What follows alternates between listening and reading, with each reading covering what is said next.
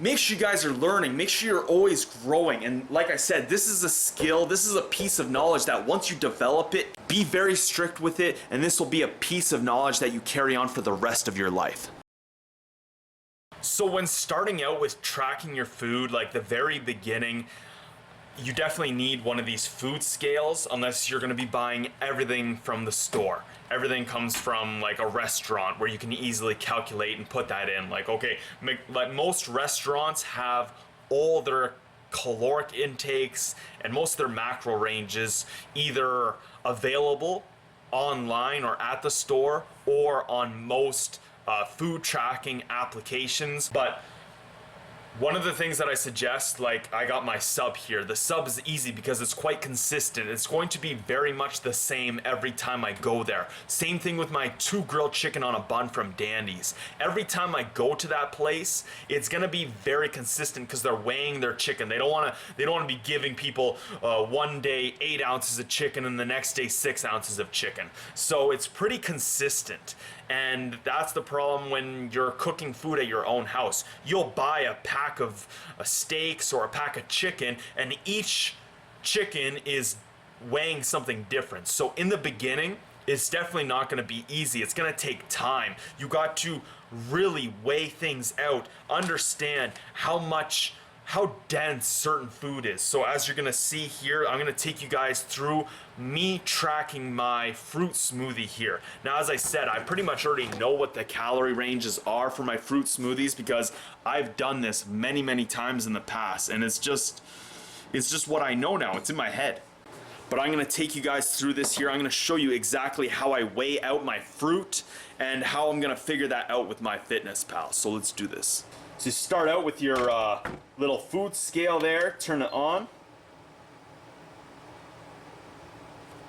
You can either put the bowl or whatever kind of measuring device on before and it will tear it, but I want to show you guys. So now I put the bowl on, now it's going to weigh something different. So I'm going to tear this, which means it's making the bowl even. So as you see there, 0 grams. Now, I already know for my smoothies that I need about 250 to around 300 grams of mangoes to make this nice and have a nice consistency and for what I like to drink and taste. So pretty much I could just eye this out right now, but I'm gonna pour this in here to show you guys. Yeah, see? My average, which is that, 260 grams. I just know from pouring that in and even pouring in the machine here what that looks like in the machine. Same thing. So now that I have that there, I'm going to add a couple bananas. Now for your bananas here, you could weigh these out on the scale too, or just understand this is about a medium-sized banana. It's about the size of your hand, and that is about 120 grams right there of banana. Now there's also the skin, so I'm gonna say, yeah, let's just say 120 grams because that's about an average medium banana if I remember correctly there on MyFitnessPal. But just throw this in, it's a little slimy. This one's a little old, I gotta cut these up and freeze them. If your bananas are ever running old, they're starting to look like this, you can either throw them in the freezer like that, like cut them in half and throw them in a baggie, or I like to slice them up, and they're perfect for fruit smoothies because they're already frozen. You don't need to add too much water or ice cubes or anything. And now I will use both bananas in the smoothie here, but I like to put about 1.5 for my first little mixture, and you'll see what I do with the rest here. And then I like to add just a little bit of water, and then I'll use that. I'll add more if I need it. The best things to make your fruit smoothie as natural as possible with no additives, no dairy, no milk or anything like that is use your bananas and use your water to make the consistency of your smoothie. The mangoes will make the smoothie very, very thick. These will make the smoothie very, very thick. But if you play with the water and you play with the bananas, you can make it nice and smooth, and it's not like runny, like very watery. And I'll show you guys that at the end here. Now also, if you're really feeling dangerous or you need some more fat in your life there. You can add MCT oil instead of water. What MCT oil is basically coconut oil. But what they do is they take coconut oil, they spin it up in a centrifuge so it separates the chains of the different fat levels that are in coconut. And they only take the medium chains. They leave the long chains, they leave the shorter chains, and they take the medium chains. And what they found is, like, let's say you're on a ketogenic diet, or you're just trying to go low carb, these medium chain triglycerides, basically medium chain fats, like you can have very, very long fats or very, very short fats. These medium chains are amazing for your energy levels.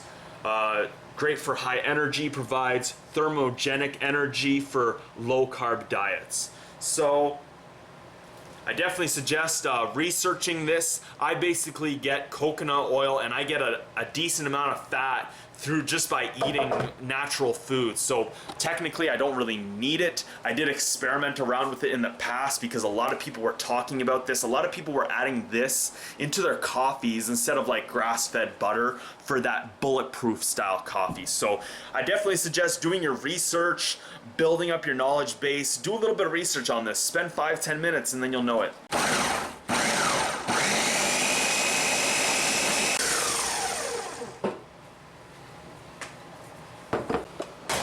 Alright, let's take a look at this. It's just a little bit more runny than I like it. It's almost perfect right now. But those bananas were just a little too bigger than I'm used to. And I might have added just a little too much water. But this is pretty much how I like it. I can stick this back in the freezer if I really want to. But I pour about half the smoothie in there. And then we're going to add some berries.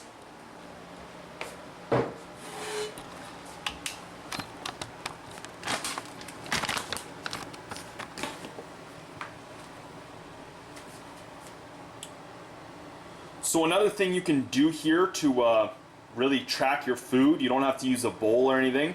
If you have things in a bag like this, put it right on the scale, dump some in there, and put it back on the scale. See how much you lost. So right now we've got about 100 grams in there. We're going to shoot for about 200 grams of berries.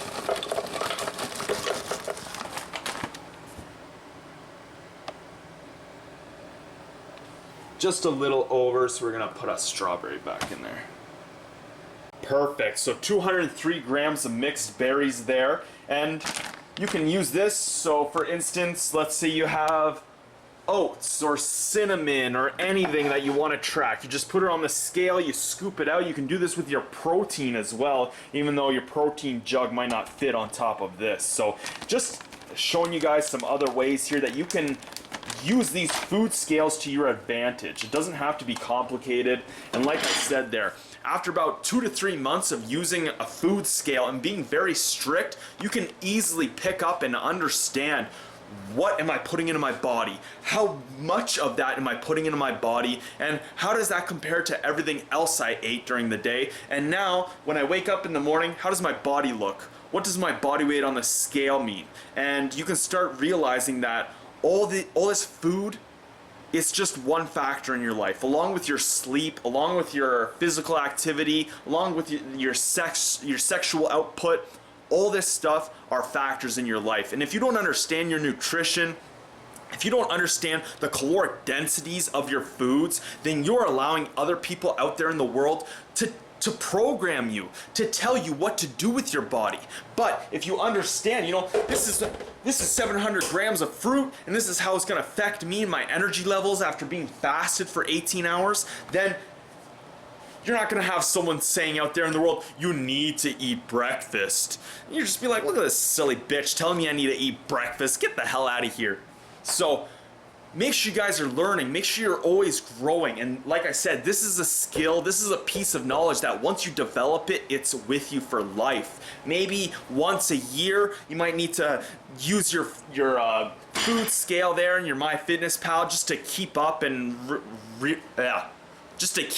review and remind yourself of things. But honestly, be very strict with it, and this will be a piece of knowledge that you carry on for the rest of your life.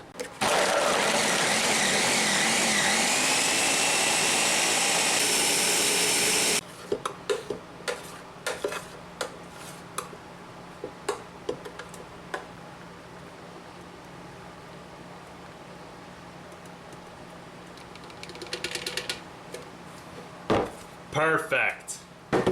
So, how did I come up with these? How did I figure this out? So, as I showed you guys downstairs, I weighed out all my food. Now, some stuff, as you see here, it's in cups instead of grams. You're gonna have to do that math yourself. You're gonna have to figure that out.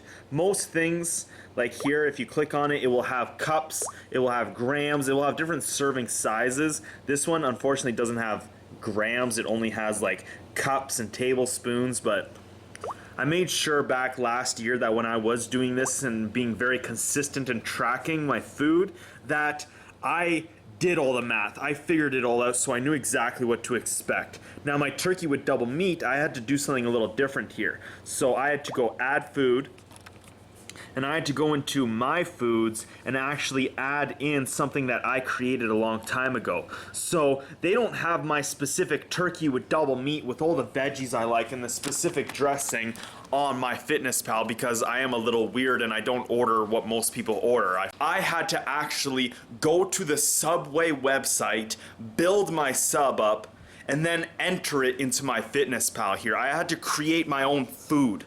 Now, I'm not sure, but I think what happens when you create your own food is that other people now can find that food on MyFitnessPal. So if you guys can find it, try to go search for a turkey with double meat from Subway. It might be the thing that I've entered in there, but I'll show you guys how to do this. So under my foods here, as you can see, I have all this stuff already. You can see the MCT oil because that wasn't in MyFitnessPal, a spinach salad that I used to eat while I was working at Pizza Hut there. I'd always eat the same consistent things, so I just built it. So create food, you come in here, you enter the name and whatever you want to do, and then you enter the serving size. And then from here, it won't allow me to do it right now.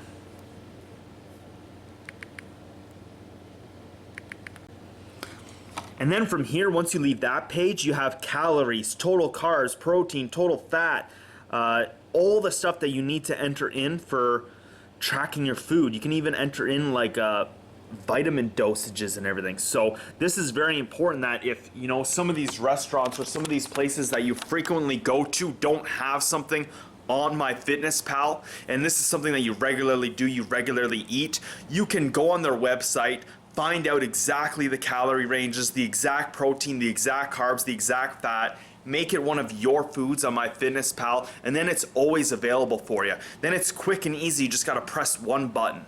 Or you develop that knowledge, you keep it in your head, and then you can understand, then you don't need to type it anymore. But that, like I said, it takes some time to get to that level.